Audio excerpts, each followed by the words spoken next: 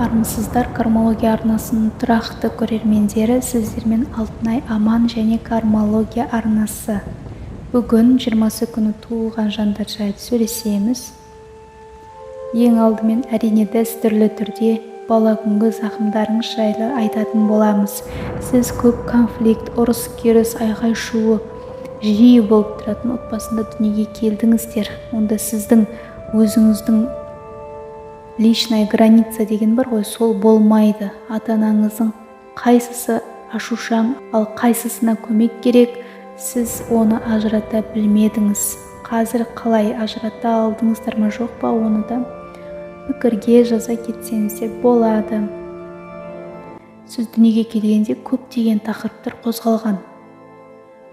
Яғни ата-анаңыздың бір-бірінің арасындағы туатын дүниелер қозғалған. Болмаса туыс арасындағы дүниелер. Екеуісінің біреусі болуы мүмкін, я болмаса екеуі де болуы мүмкін. Анаңыз мүмкін өз анасымен ұрысқан шығар, әлде әкеңіз өз туыстарымен конфликтте болған. Бұны енді нақты қалай болғанын мен айта алмаймын.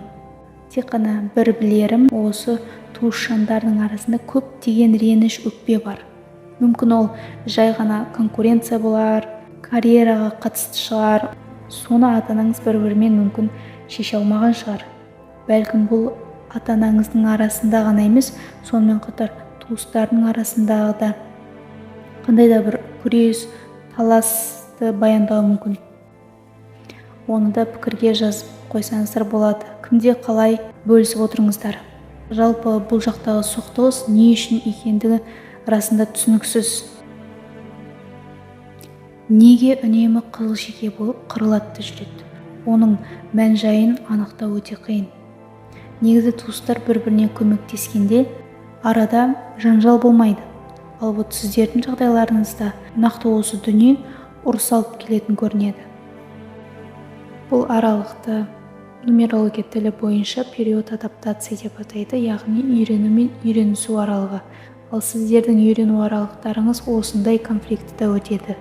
Оны ешбір адам баласы ешкім өзгерте алмайды. Біз осыдан белгілі бір сабақ алуымыз керек. Енді егер осы адаптациядан дұрыс өткен болсаңыздар, психологияңыз орнында, психикаңыз бұзылмаған болса, онда менің қазіргі айтатын минус белгілерім сіздерде болмайды. Ойбай, ужас, менде бұндай не жоқ, міне жоқ деп жазатын адамдарға таңғаламын. Егер сіз плюста болсаңыз, онда менің қазір оқитын белгілер сіздерде болмайды. Ендеше, егер минуста болсаңыздар, минус белгілеріңізді анықтайтын белгілер. Өте ауыр денсаулық зардабын шегуіңіз мүмкін. Әлде балаларыңыз болмайды, немесе осы тақырыпта қиындықтар болуы мүмкін. Бәрі сізге барлығын жасауға міндетті деп ойлайсыз. Егер қалағаныңыз олар жасамаса, сіз деструктивтік эмоцияға түсесіз, сезінесіз. Онымен қоймай, ешбір ұялмай, бетіне бұлт еткізіп сізді қарап отырасыз. Өзгелерді күнәсі үшін көп төрелейсіз, және адамдар өз пайдасын жиі ойлайды деп сондай ой қалыптастырасыз. Туыстарыңызбен минимум жақындауға тырысасыз. Тек олардан бірдеңе керек болған кезде ғана сөйлесесіз. Үнемі сый, құрмет өзгелерден күтесіз. Сөйте тұра өзіңіз ешкімді де сыйламайсыз. Өзіңізді бірінші орынға қоясыз. Бәріне жақсылық жасап жатырмын деп ойлайсыз, ал бірақ шын мәнінде дымда жасап жатқан жоқсыз.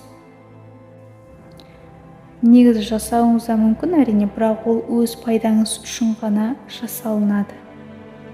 Жақындарыңызға өзіңіздің мықты, биік екеніңізді дәлелдеумен әлексіз. Өзіңіз жасаған қателік пен күнәларға тек қана жақындарыңыз кінәлайсыз. Өзіңіз кінәлі емессіз бірақ. Сондықтан қиын отношениялар, измена, дүние бөлу, айлакерлік, сатқындық.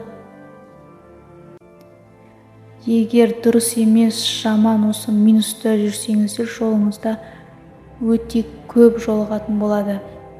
Не болмаса, өзіңіздің де өзгелерге осылай жасауыңыз ғажап емес. Бұл енді минус белгілер болды. Мен үнемі айтам, плюсқа шығуыңыз керек, ол өте маңызды деп.